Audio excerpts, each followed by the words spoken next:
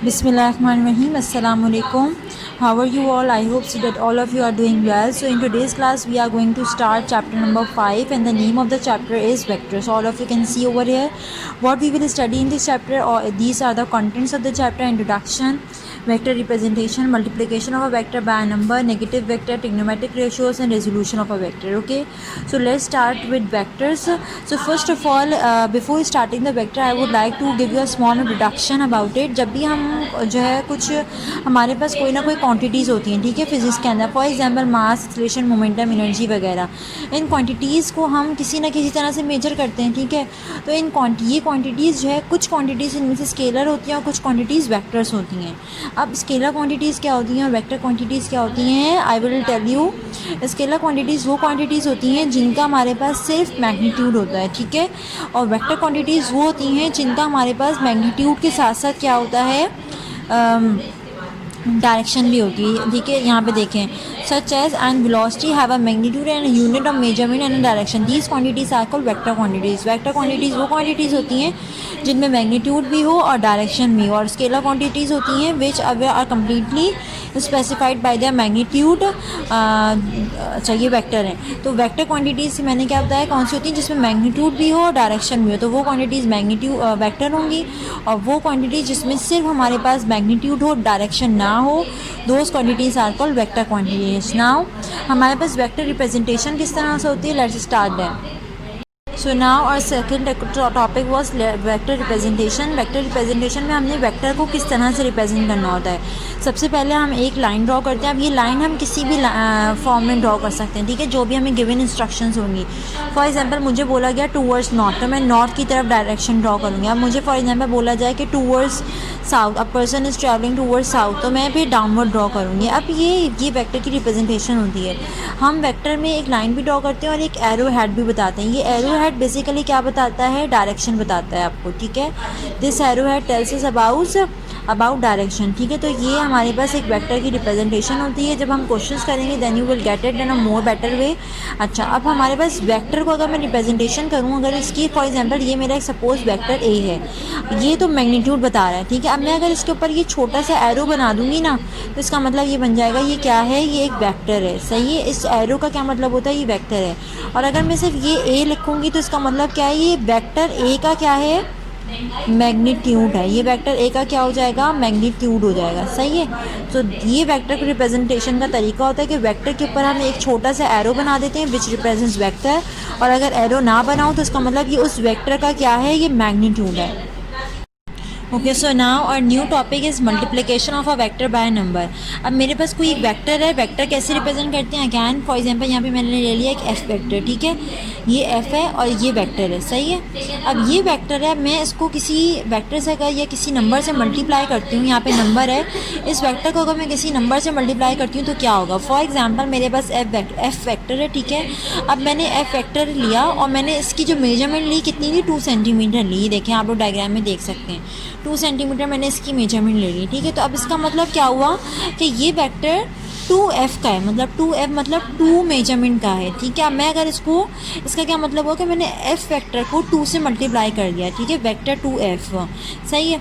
अब बिल्कुल इसी तरह मैं 2 का जिस तरह से लिया, बिल्कुल इसी तरह मैं 4 सेंटीमीटर का भी ले सकती हूँ वेक्टर, ठीक है।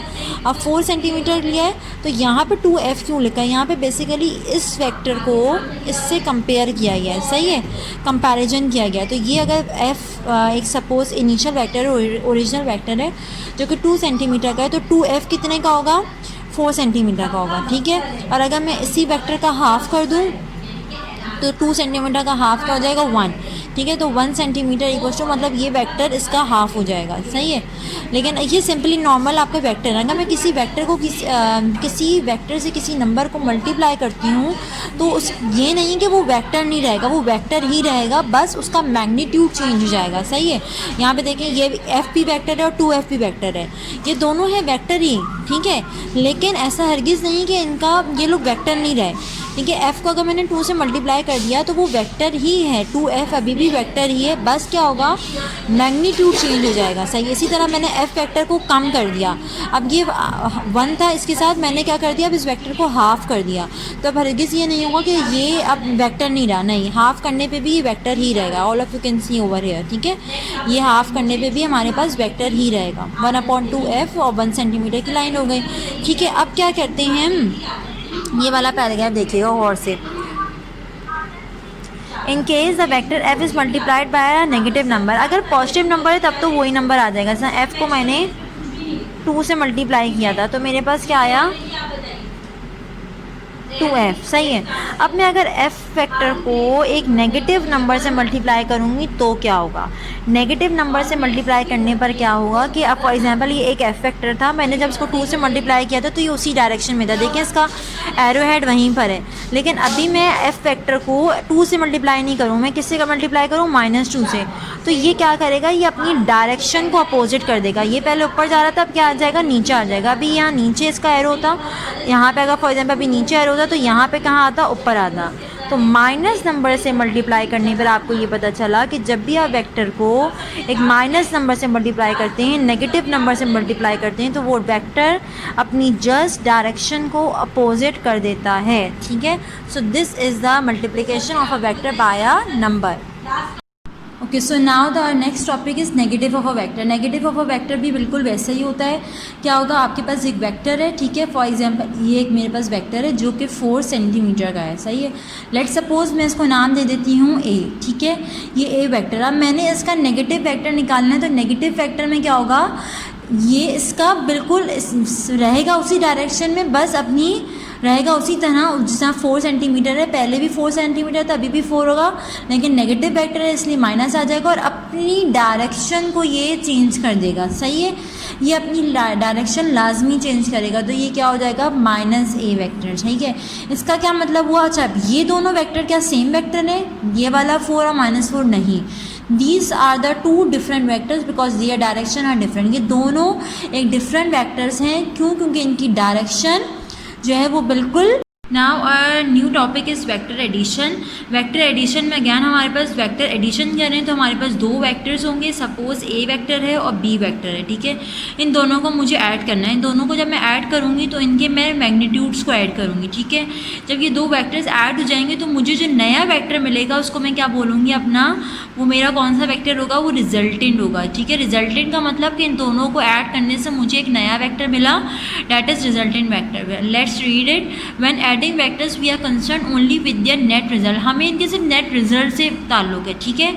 For displacement vectors we are concern with the magnitudes and direction of net displacement from the starting position, ठीक है। Single vector whose effect is the same as the combined effect of the given vector is called the resultant of the vector. Again वही बात आ गई, 2 vectors को add करेंगे तो एक नया वेक्टर मिलेगा। Suppose you want to add 2 vectors A and B, then the resultant vector is r equals to a plus b। तो यहाँ पे r क्या रिप्रेजेंट कर रहा है, बेसिकली रिजल्टेंट को। Now the most important point is that how we can add the 2 vectors। मैं 2 vectors को किस तरह से ऐड करूँगी, मैंने आपको अभी पहले थोड़ी देर पहले बताया था कि वेक्टर्स के लिए हमारे पास 2 चीज़ें कंपलसरी होती हैं। पहली चीज़ होती है मैग्नीट्यूड, दूसरा चीज़ क्या होती है, डायरेक्शन, ठीक है। तो जब भी हम वेक्टर्स की एडिशन करते हैं हम with the help of the direction करते हैं। Let me tell you over here with the help of an example. Okay, so this is the example. अब देखिए यहाँ पे मेरे पास क्या है, 2 वेक्टर्स हैं, vector A and vector B. Vector A को देखें किस तरह से रिप्रेजेंट किया, ऊपर एरो लगाया है। वेक्टर बी को किस तरह से रिप्रेजेंट किया, ऊपर एरो लगाया है। दूसरी चीज़ अगर आप देखें तो इनकी एरो हेड भी लगे हुए, ठीक है, क्योंकि ये वेक्टर्स हैं, ठीक है। तो ये मेरे पास 2 वेक्टर्स आ गए। अब इन 2 वेक्टर्स को मुझे ऐड करना है। रिमेंबर इट, वेक्टर्स की एडिशन के लिए हम एक रूल अप्लाई करते हैं, that is called head to tail rule. Head to tail, head का मतलब जो उसका हेड ये रहा, जहाँ एरो लगा होता है वो क्या होता है, हेड, और टेल का मतलब जो जहाँ एरो नहीं होता वो दूसरी साइड क्या कहलाती है, टेल। तो जब भी हम वेक्टर्स की एडिशन करते हैं we always apply head to tail rule. तो अब इन 2 वेक्टर्स को ऐड करना होगा तो किस तरह ऐड करूँगी, वेक्टर्स की एडिशन में हम क्या करते हैं कि हम जब भी 2 वेक्टर्स को ऐड करते हैं तो हम एक वेक्टर के हेड को दूसरे वेक्टर के टेल से ज्वाइन करते हैं। Again, I'm repeating my statement. Whenever we add two vectors, so we add the head of the first vector with the tail of the second vector. तो पहले vector के head से दूसरे vector का tail head होगा, add होगा, सही है। तो ये देखिए, ये मेरे पास वेक्टर है, ये देखिए एग्जैक्ट यहाँ पर आ गया, ये मेरे पास वेक्टर था ए, ये यहीं पर आ गया, ठीक है। अब मैंने इसको यहीं पे लिख दिया, लेकिन मैंने क्या किया, मैंने ज्वाइन करके लिख दिया, क्योंकि मैंने कहा मैं इन दोनों का, इसका हेड इसकी टेल से ऐड करूँगी। तो मैंने पहले वाले वेक्टर का दूसरे वाले वेक्टर के टेल से ज्वाइन कर दिया, ठीक है। तो मैंने ये दूसरे वाले वेक्टर के टेल से ज्वाइन कर दिया। तो इस तरह से हम वेक्टर एडिशन करते हैं, और उसके बाद ये दो वेक्टर सब ऐड हो गए। तो अब जो रिजल्टेंट वेक्टर आएगा, जिसके दो, और रिजल्टेंट वेक्टर हमेशा जो भी सेकेंड वेक्टर होता है उसके हेड से अपना हेड ही ज्वाइन करता है, ठीक है। तो ये हमारे पास रिजल्टेंट वेक्टर आ जाएगा, सही है। Now let's read this paragraph. In order to add 3 और मोर वेक्टर्स ग्राफिकली, अगर मेरे पास यहाँ पे अभी 2 वेक्टर्स के बजाय 3 वेक्टर्स होते हैं, फॉर एग्जाम्पल एक और वेक्टर ये ले लूँ मैं, ठीक है, सी वेक्टर। अब मुझे एडिशन करनी होगी, तो इसको इससे फिर इसका ये वाला जो हेड है ये इसके टेल से मिलता है, ठीक है। तो इस तरह से मेरे पास ये वेक्टर एडिशन होती है। Now they are shown as a suitable scale such that the head of one coincides with the tail of other. यही किया हमने, एक का हेड दूसरे के टेल से कोइंसाइड होगा। The resultant vector is given in magnitude and direction by the straight line directly, ये directed to from the tail of the first vector to the head of the last one. वही हुआ कि पहले के tell से और दूसरे के हेड से ज्वाइन होगा रिजल्टेंट वेक्टर, सही है। Okay, now we have to do vector subtraction. Vector subtraction करने से पहले हमें क्या करना होता है, फॉर एग्जाम्पल मेरे पास एक वेक्टर है यहाँ पे बी वेक्टर, ठीक है, और एक वेक्टर है ए वेक्टर। अब मुझे इन दोनों की सब्ट्रैक्शन करनी है, ठीक है। तो मैं क्या करूँगी, अब मुझे इन दोनों को सब्ट्रैक्ट करना है, ये वेक्टर ए है, ये वेक्टर बी है, सही है। तो पहले मैं जो बी वेक्टर होगा, क्योंकि मुझे बी को ए से माइनस करना है, मैं बी वेक्टर का नेगेटिव वेक्टर निकालूंगी। नेगेटिव वेक्टर कैसे निकालूंगी, -1 से मल्टीप्लाई करूँगी, तो इस बी वेक्टर का नेगेटिव वेक्टर आ जाएगा। नेगेटिव वेक्टर में क्या होता है, अभी हमने पढ़ा था कि हमारे हेड की जो डायरेक्शन होती है वो अपोजिट हो जाती है, ठीक है। तो अब ये वाला वेक्टर इसके अंदर, अब देखें ये मेरे पास आ गया -b और ये a वेक्टर आ गया। अब इन दोनों को सिंपली मैं ऐड कर दूंगी तो मुझे एक रिजल्टेंट वेक्टर मिल जाएगा। यहाँ पे देखें, resultant vector equals to a vector, ये रहा a वेक्टर, सही है, प्लस माइनस वेक्टर -b, ठीक है। मैं देखें एक और चीज़ कि मैं इस वेक्टर को इस वेक्टर से डायरेक्ट मैं ऐसे माइनस नहीं कर सकती, ठीक है। This is not the right way to solve the question. जब भी हमें सब्ट्रैक्शन करनी होती है तो हमें जिसको माइनस करना है उस वेक्टर को हम पहले -1 से मल्टीप्लाई कराते हैं, तो जिसका नेगेटिव वेक्टर आ जाता है, और इस नेगेटिव वेक्टर को फिर हम जो हमारा गिवन ए वेक्टर होगा उससे हम ऐड करेंगे। जब हम ऐड करेंगे तो ये प्लस माइनस माइनस जाएगा। तो this is the right format to do it, ठीक है। डायरेक्टली हम कभी भी ऐसे सब्ट्रैक्शन नहीं कराते, क्योंकि अभी तो आपका ये पास ये अल्फ़ाबेट्स हैं तो आपको इतना डिफरेंस नहीं पता चल रहा है, ठीक है। लेकिन जब आपका ये डिफरेंस, ये आपके पास अल्फ़ाबेट्स के बजाय ये जब वेक्टर आपके पास आएगा ना, तो आपको पता चलेगा कि बहुत डिफरेंस आता है। Okay, so now we are going to start new topic which is trigonometric ratios. Trigonometric ratios आपके पास मैथ्स में भी आप पढ़ेंगे, ठीक है। मैथ्स में भी आपका एक ट्रिग्नोमेट्री का चैप्टर है, तो ये मैथ्स की एक ब्रांच है बेसिकली ट्रिग्नोमेट्री, जिसको हम फिज़िक्स में भी यूज़ करते हैं, ठीक है। अब इसके कुछ जो है वो हमारे पास आप कह सकते हैं फॉर्मूलाज वगैरह होते हैं जिनको आज हम यूज़ करेंगे। अब ट्रिग्नोमेट्री के अंदर हम बेसिकली एक राइट ट्रायंगल को सपोज करते हैं। राइट ट्रायंगल क्यों कह रहे हैं, क्योंकि हमारे पास यहाँ पे 90 डिग्री का एंगल बन रहा है, सही है।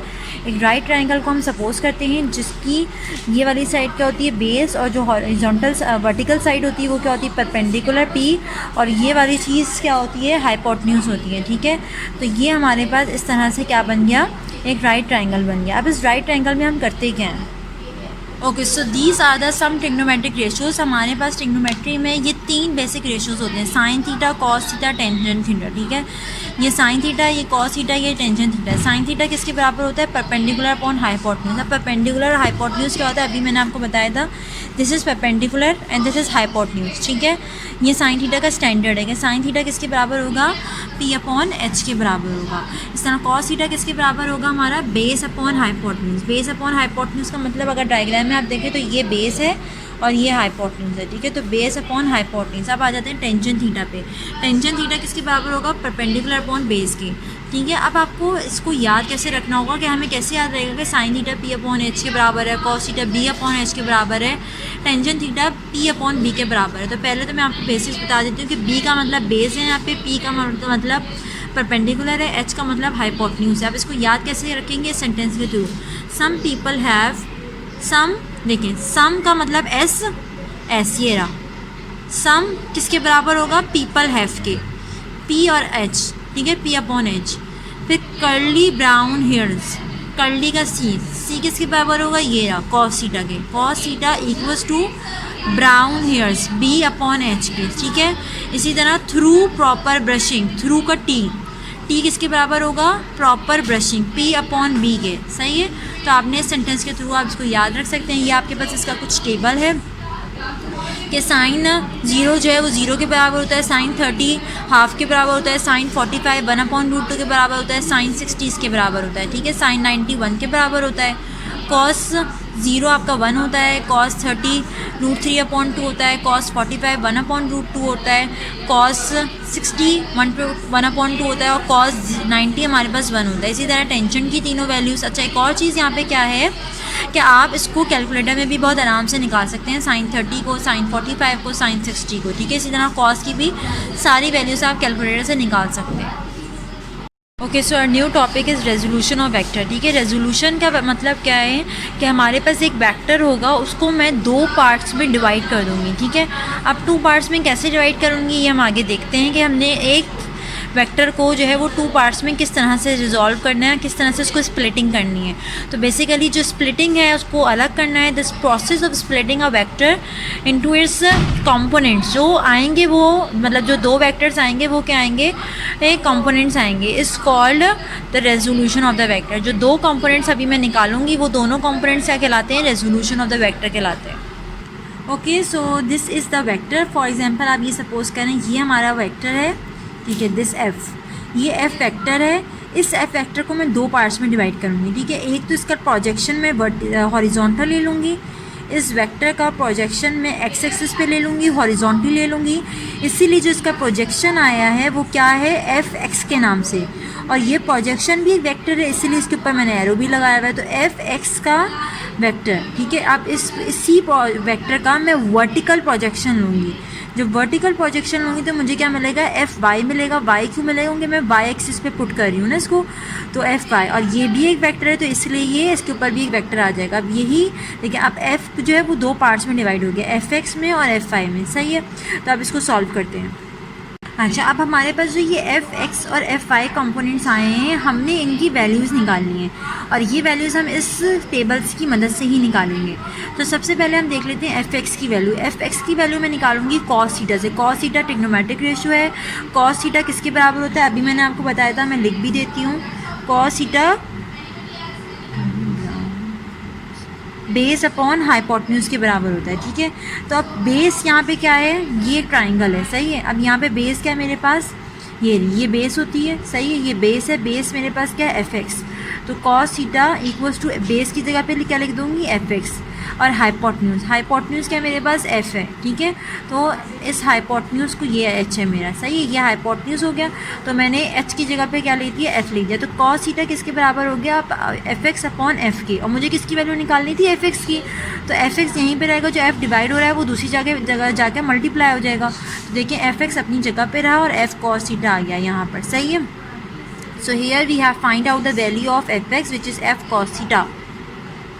Now we have to find out the vertical component also. हमने पहले से fx की वैल्यू निकाली, अब इसी तरह हम fy की भी वैल्यू निकालेंगे।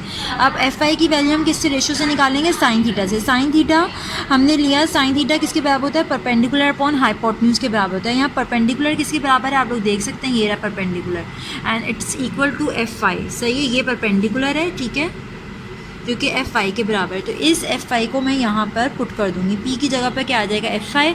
हाइपोटेन्यूज अभी हमने देखा था किसके बराबर था, एफ के, तो मैंने एच की जगह पे क्या लिख दिया, एफ लिख दिया, ठीक है। तो अब साइन थीटा किसके बराबर हो गया, एफ आई अपॉन एफ के, और ये दोनों वेक्टर्स हैं, ठीक है। तो मुझे एफ आई की वैल्यू निकालनी थी, तो एफ आई को मैं यहीं रहने दूंगी और एफ को मैं दूसरी साइड पे ले जाऊंगी। जब एफ को दूसरी साइड पे लेके जाऊंगी तो क्या हो जाएगा, F Y equals to F sine theta. So basically thus rectangular components of a vector can be determined by using this equation.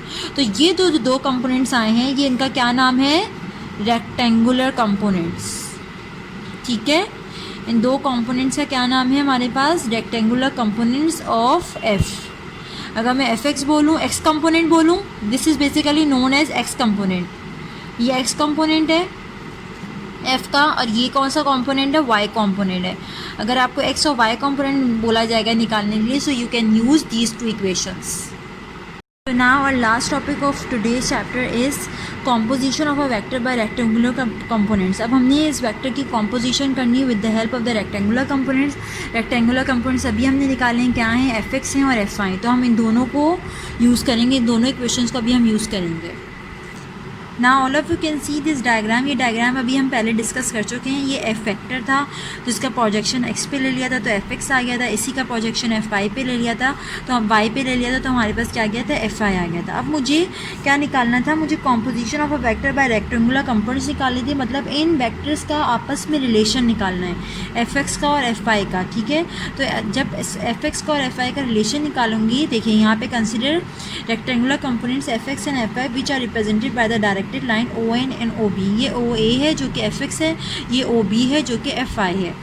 Both magnitude and direction, दोनों वेक्टर हैं तो इसलिए दोनों का मैग्नीट्यूड भी है और दोनों की डायरेक्शन भी है। अब मुझे इन दो वेक्टर्स को आपस में ऐड करना है with the help of the head tail rule. तो आप फिगर 5.11 में देख सकते हैं कि इन दोनों वेक्टर्स को किस तरह से ऐड किया हुआ है। ये देखें, ये एक वेक्टर है और ये एक वेक्टर है। इसका एफ एक्स का जो हेड है वो एफ वाई के एफ वाई का यहाँ पे प्रोजेक्शन लिया, ठीक है, एफ वाई के टेल से ऐड किया, ही देखें यहाँ पर। उसके बाद ये रिजल्टेंट वेक्टर आ गया, सही है आपके पास। ये एफ बेसिकली आपके पास ये जो एफ है ये रिजल्टेंट वेक्टर है, ये एफ एक्स और ये एफ वाई, सही है। तो ये मैं कह दूँगी ये बेस है, ये मेरे पास परपेंडिकुलर है और ये हाइट है, सही है।